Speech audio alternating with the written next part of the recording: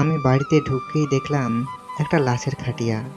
রাহাত গিয়ে লাশের মুখ দেখালো। আমি দেখেই আমার পায়ের তলা থেকে মাটি সরে গেল। আমি এক চিৎকার দিয়ে মায়ের লাশের ওপর লুটিয়ে পড়লাম আর শিশুর মতো কাঁদতে লাগলাম মায়ের লাশের উপর পড়ে। চোখ দিয়ে অঝরে পানি পড়তে লাগলো। রাহাত এসে আমাকে ধরলো। আমি চিৎকার করে কাঁদতে লাগলাম, আমার মায়ের কি দোষ ছিল? আল্লাহ, তুমি কেন আমার মাকে উঠিয়ে নিয়ে গেলা? রাহাত আমাকে ধরে বাইরে নিয়ে আসলো। আমি রাহাতের কাঁধে মাথা রেখে কাঁদতে লাগলাম। নিজের ভাব প্রকাশের একমাত্র মাধ্যম ছিল জোরে জোরে চিৎকার করে কাঁদতে থাকা। গত রাতেই তো মায়ের সাথে কথা বললাম, মার তো কোনো অসুখ ছিল না। আল্লাহ, তুমি কেন মাকে নিয়ে গেলা? রাহাত আমাকে বোঝাতে লাগলো, আমার সেসব কথায় কোনো ফায়দা হচ্ছে না। আমার মাথা ঘুরপাক করছে। মায়ের সাথে আর কোনোদিন কথা বলতে পারবো না, মাকে আর দেখতে পারবো না।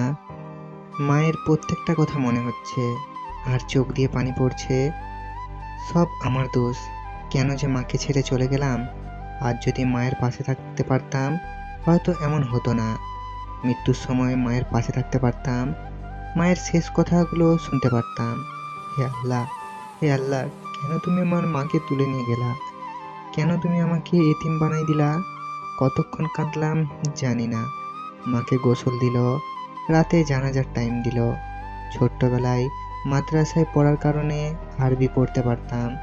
নিজেই মায়ের জানাজা পড়ালাম, নিজের হাতে মায়ের কবর দিলাম। আমার চোখ দিয়ে অঝরে পানি পড়তেই আছে। আর শুনতে পারবো না মায়ের মিষ্টি মধুর বকাগুলো। আমি রাতে ঘুমাতে পারলাম না। শেষ রাতে ঘুমিয়ে গেলাম। রাহাত এসে ডেকে উঠালো। এখন কেন জানি মায়ের মধুর ডাকগুলো শুনতে ইচ্ছে হচ্ছে। সেই ভেবেই আমার চোখ দিয়ে পানি পড়তে লাগলো।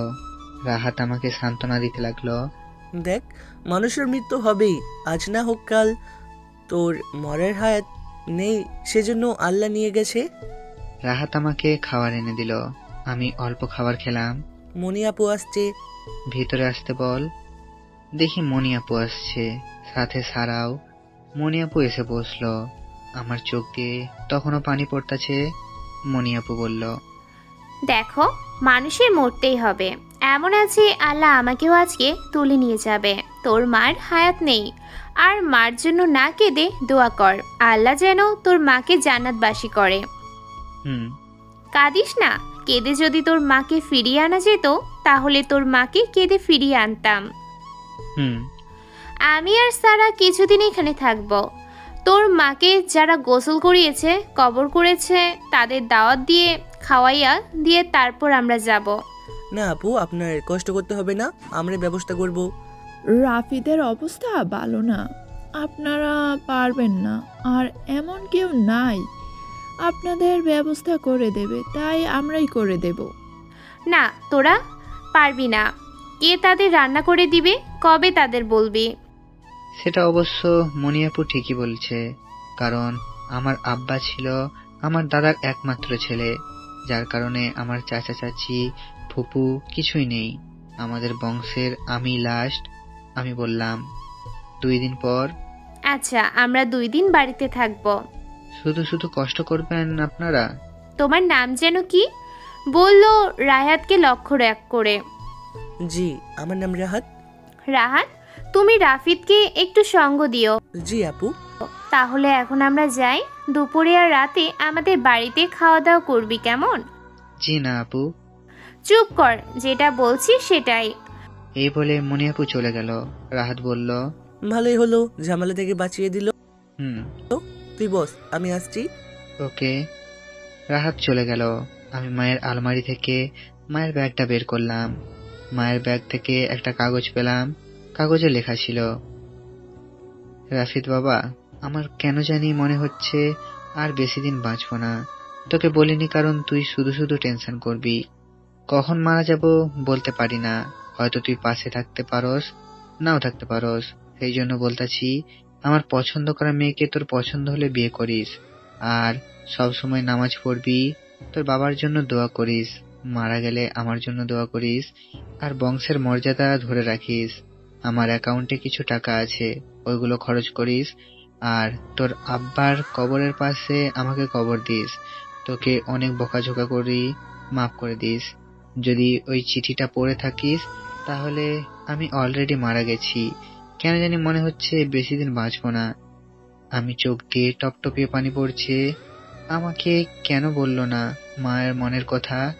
আব্বার কবরের পাশেই মায়ের কবর দিয়েছি। মায়ের পছন্দ করা মেয়েকে এখন বিয়ে করা সম্ভব নয়, কারণ এখন আমাকে চলে যেতে হবে ঢাকায়, আর বিয়ে করে তাকে ঢাকায় নিয়ে যাওয়া সম্ভব না। মা থাকতো তাহলে মায়ের সাথে বাড়িতে থাকতে পারতো, এখন আর সেটা সম্ভব নয়। এই বাড়ি এখন খালি পড়ে থাকবে। ভাবতেই বুক ফেটে চিৎকার আসছে। মাকে ছাড়া কি করে থাকবো? এই পৃথিবীতে আমার এখন আপন বলতে কেউ নেই। দুপুরে মনি আপু আসলো খাবার নিয়ে। মনি আপু আমাকে দেখে বলল, তোর কষ্ট আমি বুঝি, এইভাবে কাঁদলে কি তোর মা ফিরে আসবে? এই নে খাবার খেয়ে নে, দেখবি ভালো লাগবে। হুম, এখন আমার সামনে খা। ওকে। আমি অল্প খাবার খেলাম। মনি আপু বলল, বুঝতে পারছি তোর মনটা অনেক খারাপ, তাহলে বিকালে চল নদীর পাড়ে হাঁটতে যাব। হুম। বিকালে আমি আর মনি আপু, সারা, রাহাত গেলাম নদীর পাড়ে। শুনলাম সবুজ বিদেশ চলে গেছে। মনি আপু গিয়ে নদীর পাড়ে বসলো। সারা নদী দেখে খুশিতে শেষ, পানিতে নামতে চলে গেল। মনি আপু ইশারা দিয়ে বলল তার পাশে বসতে। আমি গিয়ে তার পাশে বসলাম।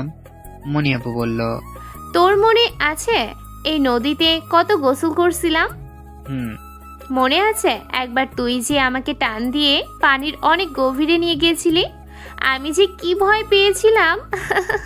ভয়ের কারণে আমার 3 দিন একটানা জ্বর ছিল। হুম।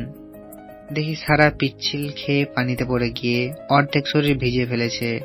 মনি আপু বলল, রাহাত, ওঠাও তো সারাকে। রাহাত গিয়ে হাত বাড়ালো, কিন্তু সারা নিজের চেষ্টায় উঠতে গিয়ে আবার পিচ্ছিল খেয়ে পড়ে গেল। মনি আপু হাসতে লাগলো। পড়ে ব্যথা হয়েই সারা রাহাতের হাত ধরলো। রাহাত টান দিয়ে সারাকে ওঠালো। রাহাত নিজের শরীরের শার্ট খুলে সারাকে দিল পরার জন্য। সারা নিতে নারাজ। মনি আপু হাসতে হাসতে বলল, সারা নে নে, তোর শরীর ভিজে গেছে। সারা বাধ্য হয়ে রাহাতের শার্ট নিল, নিয়ে নিজের গায়ে দিল। আমি বললাম, চলেন উঠি, আজান দিয়ে দিবে। আমার জন্য দোয়া করিস, কবে জানি আমিও মারা যাই। আপনার বয়ফ্রেন্ডকে গিয়ে বলেন। আমাকে বললেন কেন? আমি মানুষ হিসাবে সবার জন্যই দোয়া করি। আমার জন্য একটু স্পেশাল ভেবে দোয়া করিস। হুম। আমি মসজিদে এসে নামাজ পড়ে বাসায় আসলাম। 2 দিন চলে গেল। মনি আপু আর সারা রান্না করে আমার বাড়িতে নিয়ে আসলো। যারা যারা গোসল করিয়েছে, কবর দিয়েছিল, তাদের সবাইকে দাওয়াত দেওয়া হলো। নানির বাড়ি থেকে মানুষ আসলো। নানা নানি আরো আগেই মারা গিয়েছে। আশেপাশের আত্মীয় স্বজনদের দাওয়াত দেওয়া হলো। সবাইকে খাওয়ানো হলো। মসজিদের ইমামকে এনে দোয়া পড়ালাম। বিকালের দিকে মনি আপুরা আসছে বিদায় দিতে। মনি আপু বলল, রাফিদ, তাহলে আমরা যাই, তুই কবে জয়েন দিবি? মনি আপু খুব উপকার করলো আমার। আসলে এত মানুষের খাবার রান্না করাটা সহজ বিষয় না। মনি আপুকে বললাম, ধন্যবাদ আপু, এত বড় একটা উপকার করার জন্য। ধন্যবাদের কি আছে? এটা তো প্রতিবেশীর হক। তারপরেও ধন্যবাদ। সারা বলল, রাহাত, আপনার শার্টটা ধোয়ার পর না ডিসকালার হয়ে গেছে। আপনাকে একটা নতুন শার্ট কিনে দেব। না, কিনে দেওয়া লাগবে না, ডিসকালার শার্টটাই দেন, ওটাই আমি চালিয়ে নিব। না, আপনি আমার উপকার করছেন, আপনাকে আমি ঠকাতে পারি না। আমি নতুন শার্ট কিনে আপনাকে দিয়ে দেব। সারা যেহেতু চাচ্ছে না, করিস কেন? সেটাই, এখন বল কবে জয়েন দিবি? কিছু ঝামেলা আছে, ওইগুলো শেষ করে 3 দিনের ভিতরে জয়েন দিচ্ছি। আচ্ছা সারা, চল। মনি আপু আর সারা চলে গেল। রাহাত বলল, আমি খুব ভোরে চলে যাব, গিয়ে অফিস ধরতে হবে। ওকে। আমি বাসায় চলে আসলাম। সবাই চলে গেল। এই পুরো বাড়িতে আমি এখন একা। আপনারা বুঝতেই পারছেন আমার মনের অবস্থা। মনটা খুব খারাপ। মায়ের প্রত্যেকটা কথা মনে হচ্ছে আর চোখ দিয়ে পানি পড়ছে। আমি আমাদের ক্ষেতটুকু ডগি দিয়ে দিলাম, কারণ আমি চলে গেলে ক্ষেত দেখার কেউ নেই। ডগি মানে হলো 2 অথবা 1 বছরের একটা চুক্তি। কিছু টাকার বিনিময়ে আমি আমাদের ক্ষেতটুকু তাকে দিয়ে দিলাম, মানে 2 বছরের জন্য ক্ষেতটা তার। আমি পরদিন বাড়িটা পরিষ্কার করে বিছানা উঠিয়ে সবকিছু কাপড় দিয়ে ঢেকে দিলাম। বাড়িতে তালা দিয়ে ঢাকার উদ্দেশ্যে রওনা দিলাম। আসার সময় মায়ের কবরের পাশে গিয়ে অনেকক্ষণ কবর জিয়ারত করলাম। ঢাকায় আস্তে আস্তে রাত হলো। ঠিক করলাম পরদিন অফিসে যাব। আমার নিয়ত হলো 2 থেকে 3 বছর মন দিয়ে কাজ করে কিছু টাকা ইনকাম করে একেবারে বাড়িতে চলে যাব। বাড়ির পাশে বাজারে একটা দোকান নিয়ে ব্যবসা করব। নিজের পছন্দ মতো একটা বিয়ে করে মা বাবার কবরের পাশে সারাটা জীবন পার করে দিব। আমি পরদিন অফিসে গেলাম। মনিয়াপুর সাথে দেখা করতে হবে, কারণ আমার ওভারটাইম কাজ করা দরকার। অফিসে গিয়ে চুপচাপ বসে রইলাম। কিছুক্ষণ পর সারা আসলো, বলল, এই নে, এই শার্টটা তোর বন্ধু রাহাতকে দিস। ওকে। তোর বন্ধু রাহাত কি করে রে? কেন? এমনি। তার অজান্তেই আমি কাউকে তার পরিচয় দিতে পারবো না। ওকে। মনিয়াপু অফিসে আছে, আমি তার সাথে দেখা করতে পারবো। আছে, কিন্তু তিনি এখন দেখা করার অবস্থায় নেই। কেন? এখন তিনি তার বয়ফ্রেন্ডের সাথে একান্তে কথা বলছে, সেজন্য। ও, ওনার বয়ফ্রেন্ডের সাথে কথা শেষ হলেই আমাকে কথা বলার ব্যবস্থা করে দেন। দিতে পারি, একটা শর্তে। কি শর্ত? তোর বন্ধু রাহাতের নাম্বার লাগবে। আমি ভাবলাম সারা নিজেই দেখি রাহাতকে পছন্দ করে, আমি আর রাহাতকে সারাকে কি দেখাবো। কিন্তু আমার মন চাচ্ছে সারার মারামারি দেখতে। বাস্তবে কোনোদিন মেয়েদের মারামারি দেখিনি, রাহাতকে দিয়েই ফাঁসাতে হবে। আমি বললাম, যদি আমাকে মনিয়াপুর সাথে কথা বলার সুযোগ দেন তাহলে আমি দিব। ওকে, আমি ফোন দিলে চলে আসিস। ওকে। সারা চলে গেল। 2-1টা কাজ আসলো, কাজগুলো করলাম। কিছুক্ষণ পর সারা কল দিয়ে বলল মনিয়াপুর অফিসে যেতে। আমি আপুর অফিসে গেলাম। গিয়ে দেখি মনিয়াপু আর সারা বসে আছে। আমি বললাম, বসতে পারি? বস, ধন্যবাদ। কি বলবি বল। ম্যাডাম, ওভারটাইম কাজ করার কোনো ব্যবস্থা আছে? না, এই অফিসে ওভারটাইমের কোনো ব্যবস্থা নেই, কিন্তু আমাদের অন্যান্য শাখা আছে, ওইগুলোতে ওভারটাইমের ব্যবস্থা আছে। ও, দেখেন না ম্যাডাম, ওভারটাইমের কোনো ব্যবস্থা আছে কিনা। সারা, ম্যানেজারকে ফোন দিয়ে জিজ্ঞেস করতো ওভারটাইম হবে কিনা। ওভারটাইম থাকলেও তো রাফিদকে দেওয়া যাবে না। আমাদের অফিসে যারা পুরনো তারা কানাঘোষা করবে। ঠিক, রাফিদ ওভারটাইম নেই। চট্টগ্রাম শাখায় অনেক ওভারটাইম আছে, ওইখানে এখন লোক নেওয়া হচ্ছে। তুই চাইলে সেখানে ট্রান্সফার করে দিতে পারি। রাফিদ ওভারটাইম দিয়ে কি করবে? আর ওভারটাইমে তো বেশি টাকা পাবি না, তার তো কোনো বাড়িওয়ালা নেই। বাড়িওয়ালা হতে কতক্ষণ? আমার এই কথা শুনে মনিয়াপু আর সারা হাসতে লাগলো। মনিয়াপু বলল, আচ্ছা আচ্ছা, তোকে চট্টগ্রামে ট্রান্সফার করে দিচ্ছি, তুই রাজি? আমি ভাবলাম আমার দরকার টাকা, এখন যেখানে বলবে সেখানে যাব। আমি বললাম, সেখানে কত টাকা পাবো? সেটা তোর কাজের উপর নির্ভর করবে। ওকে, আমি যাব। আমার রাজির কথা শুনে মনিয়াপু আর সারা অবাক, ভাবছিল হয়তো আমি মজা করছি। মনিয়াপু বলল, সারা, রাফিদকে ভালো একটা পোস্টে ঢুকিয়ে দে। আচ্ছা, দেখছি। দেখি সারা কাকে জানি কল দিয়ে কথা বলতে লাগলো। একটু পর বলল, ম্যাডাম, ভালো কোনো পোস্টে ঢোকানো যাবে না, কারণ সেগুলো অলরেডি বুক। আর কাজের দক্ষতা ছাড়া উনি কাউকে ভালো কোনো পোস্টে চাকরি দিবে না। বল, এটা আমার আদেশ। কি করে বলবো? এটা তো আপনারই আদেশ। আপনার আদেশ আপনি নিজেই অমান্য করবেন। মনিয়াপু আমার মুখের দিকে তাকালো, মুচকি হাসি দিয়ে বলল, তুই এখন সিদ্ধান্ত নে। ম্যাডাম, আমি কাজকে সবসময় বড় করে দেখি। যদি ভালো পরিমাণ বেনিফিট পাই তাহলে আমি যাব। আচ্ছা সারা, আমাদের চট্টগ্রাম যাওয়ার কোনো শিডিউল আছে? আছে, আগামীকাল। আমরা চট্টগ্রাম যাচ্ছি, তুই চাইলে আমাদের সাথে যেতে পারিস। ওকে, ধন্যবাদ। আমি আগামীকাল তৈরি হয়ে আসবো। এই বলে আমি চলে আসলাম বাসায়। এসে রাহাতকে সব বললাম। রাহাত বলল, তুই যেটা ভালো মনে হয় কর, আমি সেখানে আছি, সেখানেই থাকবো। এই নে তোর শার্ট, সারা দিয়েছে। দেখি মামা, আসল কথা জানিস, সারাকে আমার ভালো লেগেছে। দেখ, আমি চট্টগ্রাম চলে যাচ্ছি। সারা কিন্তু অনেক জেদি, কোনো ঝামেলা হলে পরে সামলাতে পারবি কিনা দেখ। শোন, আমি তোকে একটা গল্প শোনাই। আমি তাকে মনি আপু যে আমাকে মারছিল সেটা বললাম। রাহাত বলল, আসলে ভাই আমি নাই, তুই যদি কোনো একটা ব্যবস্থা করে দিতে পারতি তাহলে আমি কিছু করতাম। এখন তুই চলে যাচ্ছিস, আমি আর এগুলোর মধ্যে নেই। সেটাই, কিন্তু তারে যে আমার ভালো লাগে। ওয়েট কর, আমি তোকে সুযোগ বের করে দিব।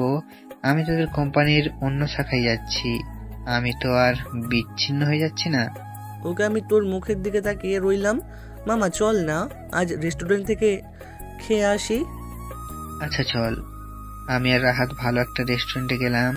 রাহাত সারার দেওয়া শার্টটা পরলো, সারার চয়েস আছে ভালো। রেস্টুরেন্টে গিয়ে আমরা কিছু পিক তুললাম, খাওয়া দাওয়া করে বাসায় চলে আসলাম। পরদিন প্রয়োজনীয় সবকিছু নিয়ে সারার দেওয়া লোকেশনে গিয়ে হাজির হলাম। দেখি মনিয়াপু একটা যা ড্রেস পরেছে দেখে তাকাতেই লজ্জা করছে। টাইট প্যান্ট, ম্যাচিং করা শার্ট, চোখে চশমা। সারারও একই ভাব। আমি সারার কাছে গিয়ে বললাম, আপনি যে পোশাক পরেছেন রাহাত সেটা কোনোভাবেই পছন্দ করবে না।